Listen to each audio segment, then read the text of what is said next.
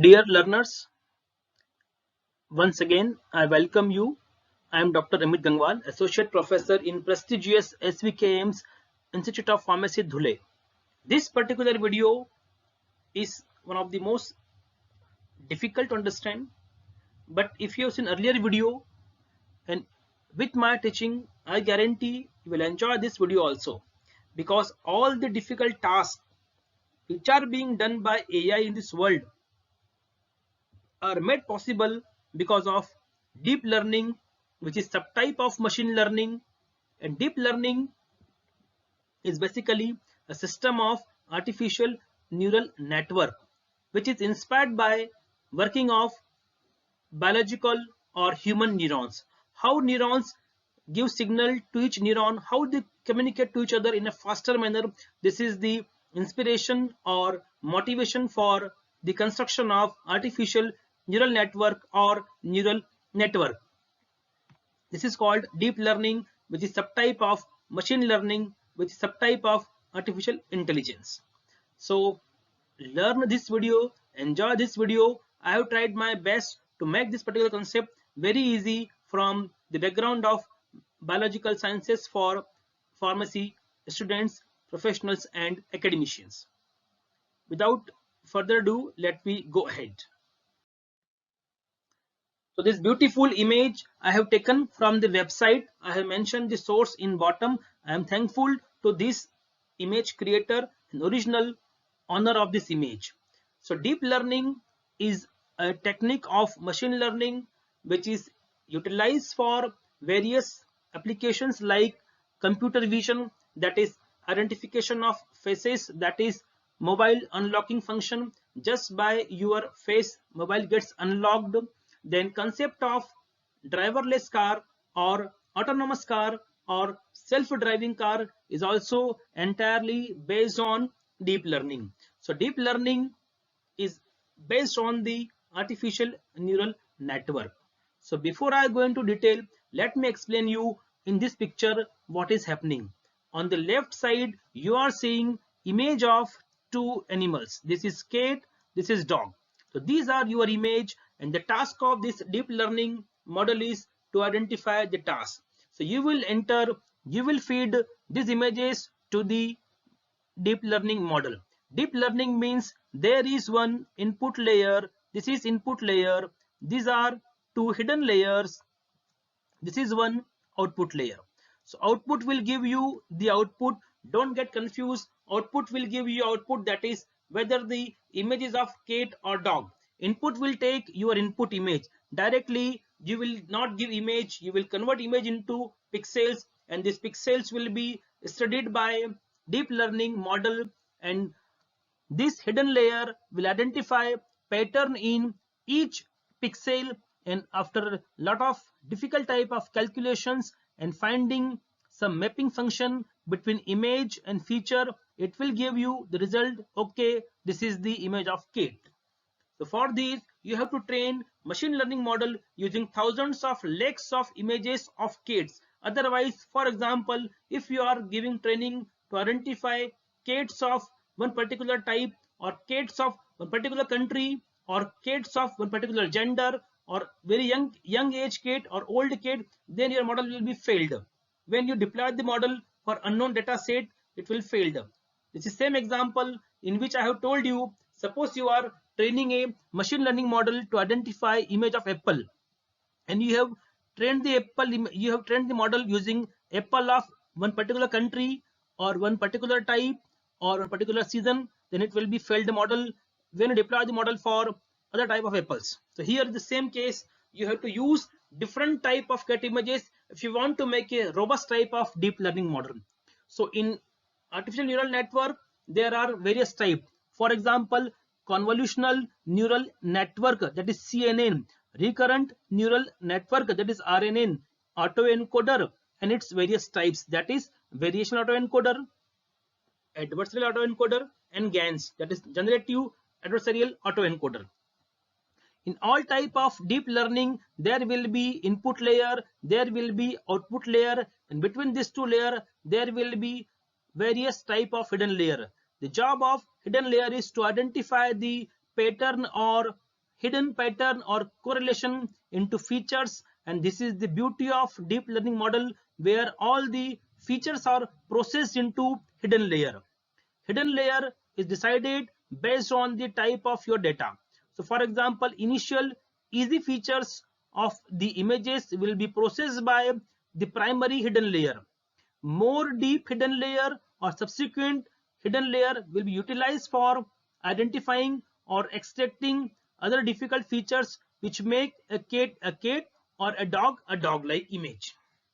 With this background, we move ahead now. So deep learning is the main concept behind huge potential of AI, deep neural network.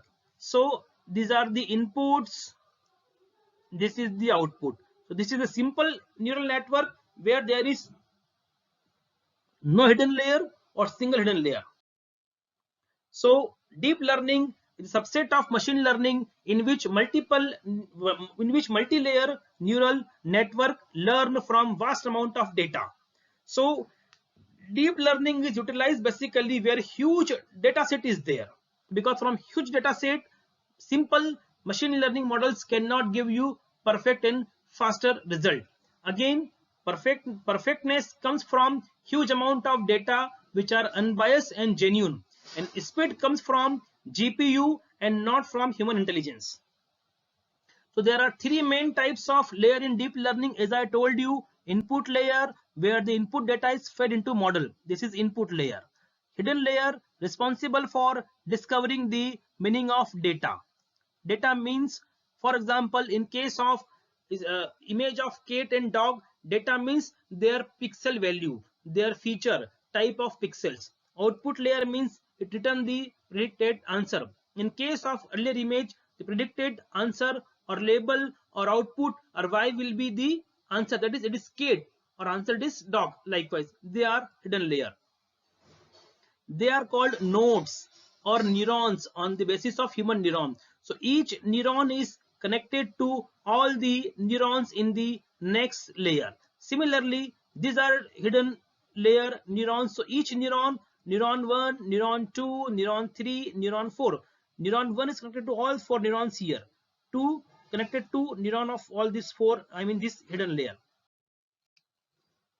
So another example I have taken from TensorFlow website, which is managed by, owned by Google. So this is the image of a dog. You have to identify through machine learning, that is deep learning model, whether the image is of dog or cat. So this is the input layer. Lot many neurons are there, I mean features are there. This is activated neurons. This is output layer. All the neurons will not be activated. The neurons whose threshold value is above certain value will be activated, and these activated neurons will give the result. So in output layer, only one neuron will be activated, and this is dog. So these are the job of hidden layer, to identify features associated with the input. This is processing. So in case of drug discovery, this is the structure of a molecule, and this is fingerprinting, that is one hot encoding type of structure. Just be seen, as I told you, we have to convert structure into different molecular representation, because machines don't understand molecular structure. It knows only the numbers. So these numbers will be given to input layer. These are the neurons or nodes in input layer. So how many numbers are there? 1, 2, 3, 4, 5, likewise. So these are the input feature. This is hidden layer, right? Only one hidden layer is there. This is output. What is the output? This is the input, give the output. What is the output? PKI value, right? So these are called neurons or nodes. There is role of weight actually. Each input feature is not important. Either you have to remove few features, or you have to adjust the weight. What is the weight? Coefficient, or simply weightage. How much weightage you want to give to this individual input values. You have to constantly adjust the weights and biases before you get the perfect output. If you are not getting perfect or actual output, which is ground truth, in that case you have to go in a backward manner.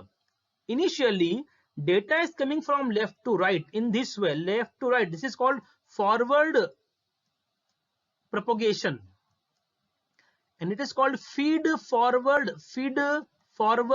neural network, FFNN, and the process is called forward propagation.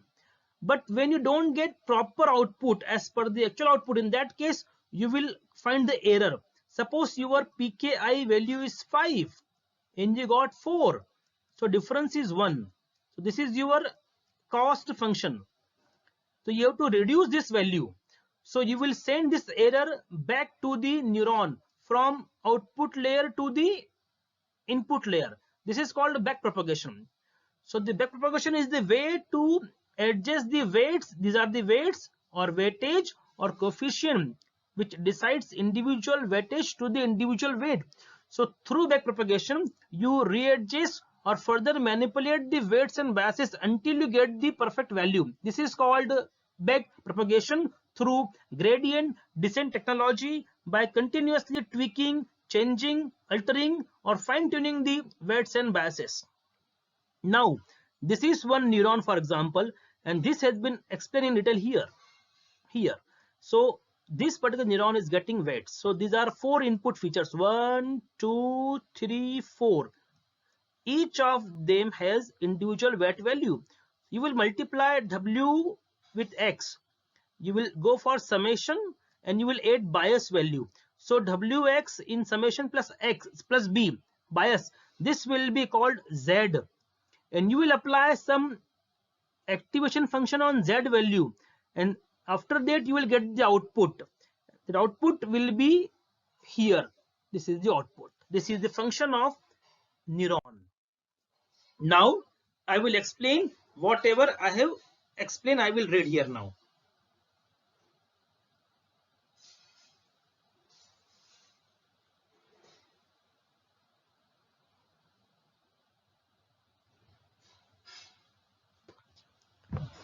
The input layer represents the input feature from the data set. For instance, a molecular fingerprint representing a small molecule.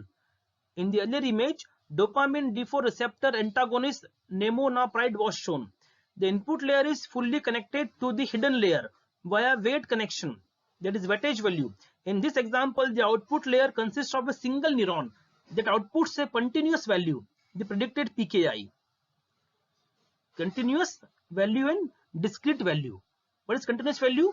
You will change the molecular weight, you will get different pKi value. It will go on continuously. It is called continuous value. The other word is discrete value, that is classification model, whether the image is of apple or not. Okay, the output is apple of image or apple of mango. So it is called discrete value. It is not continuous value. So for continuous value, we go for regression type of classification model. For discrete value, we go for classification type of machine learning model. Depiction of a hidden layer neuron in greater detail, as I told you in bottom layer. The neuron computes the weighted sum of all input feature. What we have done, multiply weight with input value. We have done summation through some sigmoid function, some statistical function, and then we added bias for that particular neuron, and after that we will get Z value.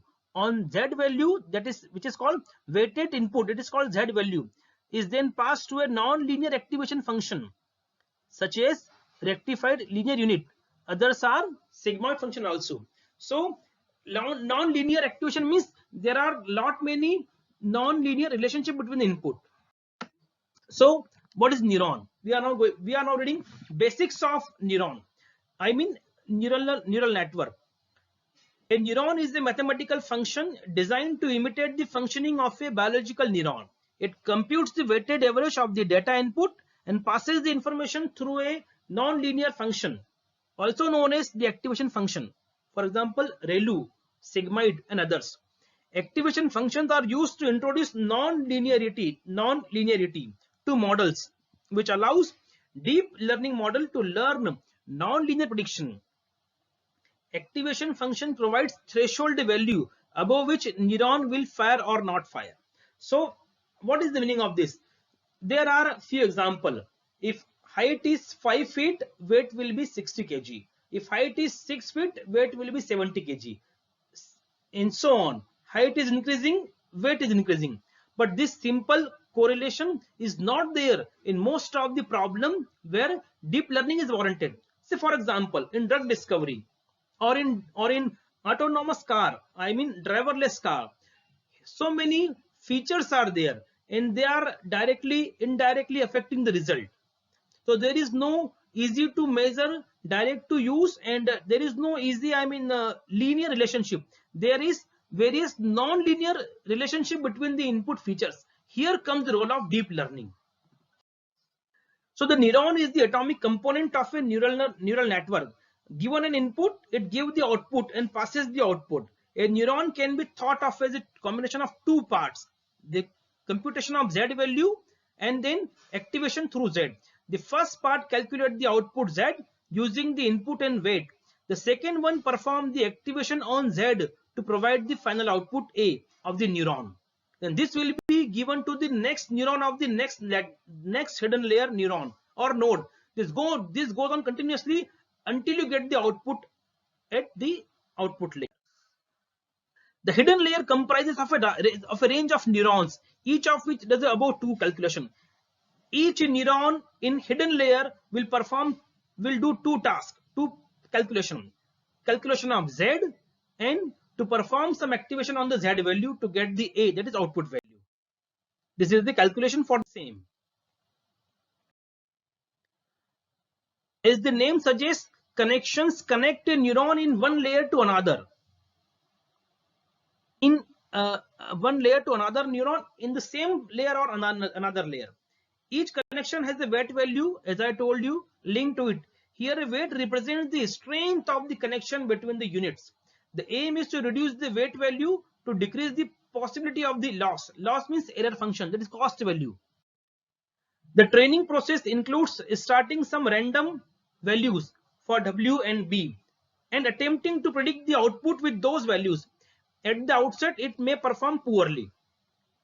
By continuous tweaking, as I told you, you start some random W value and get the output. If it is not perfect output as per the actual output or ground truth, you have to go for back propagation. Send the error back to the last to first layer. It is called back propagation. And continuously you have to adjust the weight. By continuous tweaking or adjusting or fine tuning the values of W and B, we can accomplish correct prediction matching with best output. Not many frequent cycles of updating the weights and biases are unavoidable. Each repetition or cycle of back to forward propagation is called a training step or iteration or repetition or epoch. So here I have taken it from some machine learning model. Epoch means training set. So in 65th number of training, this is continuous rounding off back to forward propagation. So cost means difference between actual and predicted value. So you see, after each cycle, after each repetition, after each epoch cycle, your cost is decreasing. What is cost value? Loss value. How much difference is there in machine given output with the actual output? This is continuously decreasing. And this is error. It is mean square error. This is the performance of the model. It is increasing in this way. And what is the accuracy of the model now? It is continuously increasing. It is 0.98139. It is now 989,964. At this position you may stop. I think this is giving same value. So you should get close to 1. So it is perfect model training. Same value. These are the two input feature: weight of a person, height of a person. So with this, what is the weight value? W1. This is W2, W3, W4. Likewise, you will get the output. Gender wise output will be there. So in this case, the weight and height are two input fed to the model. The deep neural network then multiply the input by the weight and adds the bias. To generate an output, the answer is passed through an activation function. Activation functions are responsible for computing the output of a node given the input. Node means neuron. Training requires not only an algorithm. In the case of deep neural network, it also requires defining a loss function, also known as cost function. As I told you, loss functions allow the model to understand the prediction error. loss function equal to actual output, that is ground truth minus machine given or predicted output. Propagation function. Two propagations work in a neural network. Forward propagation that deliver the predicted value, and backward propagation that deliver the error value. Another word is learning rate. Neural networks are trained using gradient descent to optimize the weights. Backpropagation is used at each iteration to calculate the derivative of the loss function. These are the mathematical expressions in reference to each weight.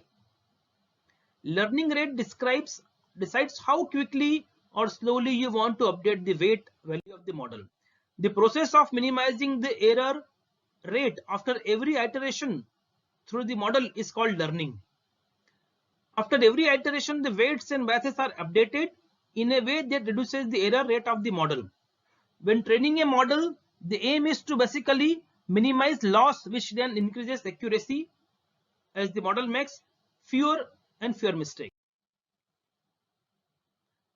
So, very beautiful image I have taken from the website I have mentioned in the bottom. So these are the input value, these are the feature, this is the feature for this input 2, this is the feature for this input 2. These are multiplied and bias is added and activation is doing on. This is the output value. It is important now. So cost is high. This is the cost value here. So you have to increase the weight value up to this level only. So it will be a perfectly trained machine learning model. If you further increase the weight, you are again increasing the cost. So you should not speedily decrease or increase the weight. You have to gradually alter the weight until you get a minimum cost. This is the minimum value of the cost. At this position, this is your final weight, because here you are getting very minimum value of cost. This is how the machine learning or deep learning models are trained. So here I read again. The gradient descent algorithm uses the backpropagation algorithm to refine the weights. Essentially, gradient descent goal is to find the minimum of a loss function, this one. The point where the loss of the model is closest to 0. Error is called cost function. Cost function should be minimum. One method to decrease it is mean square root. Error is sent back to system and it is called backpropagation.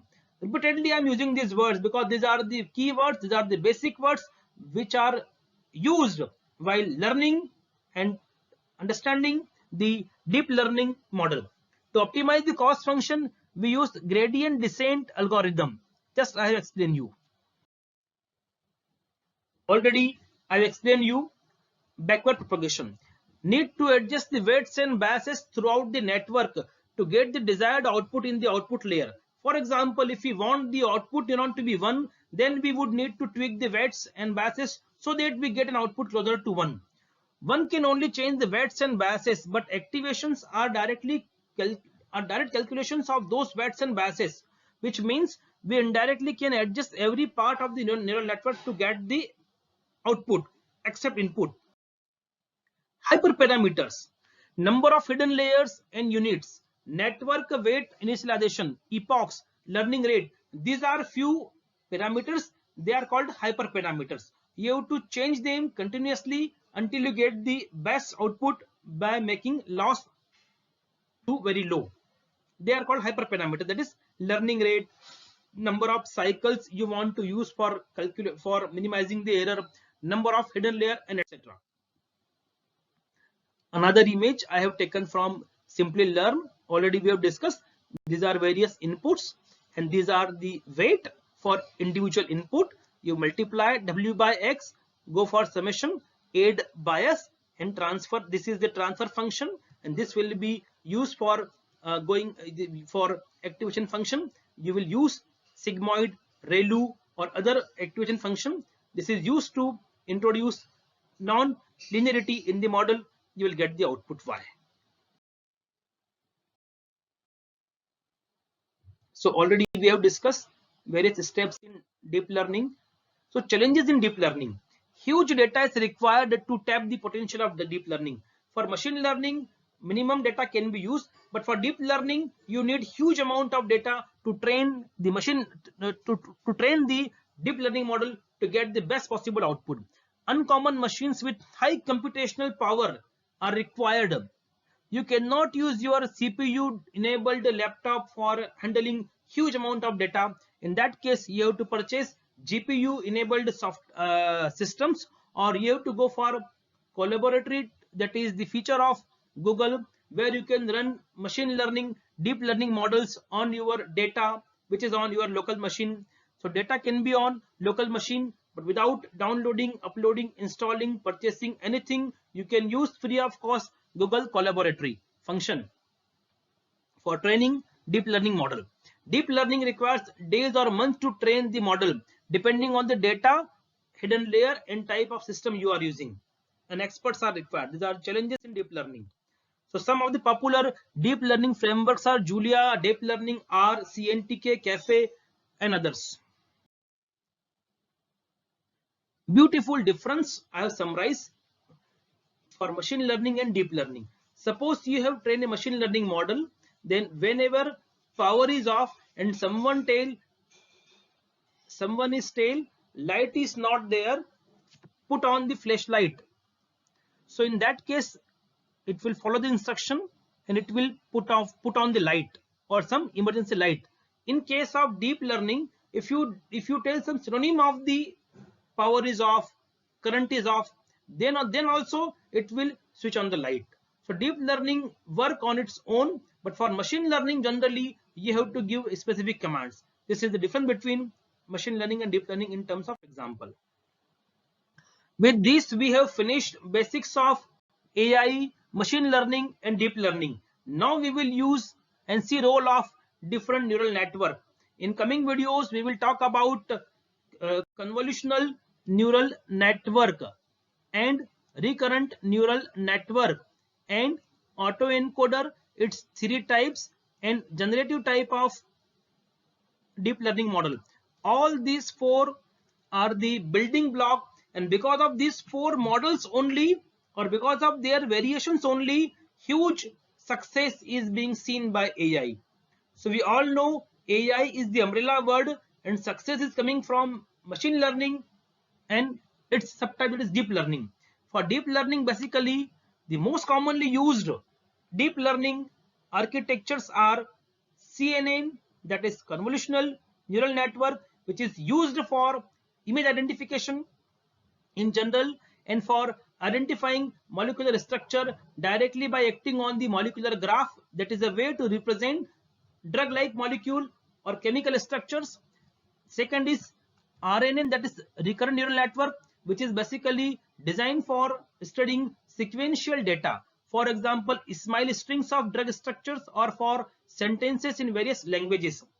And there are autoencoder and gains, which are used for generating musics, videos, sounds, audios, entire movies, images, drug like molecule, and they can generate any type of structure based on the structures you have used during training the generative adversarial network. So generative models like variational autoencoder and generative adversarial network are well suited for molecule generation for de novo drug design. With this, we have finished deep learning in detail. I hope you enjoyed this session. Thank you. Thank you very much.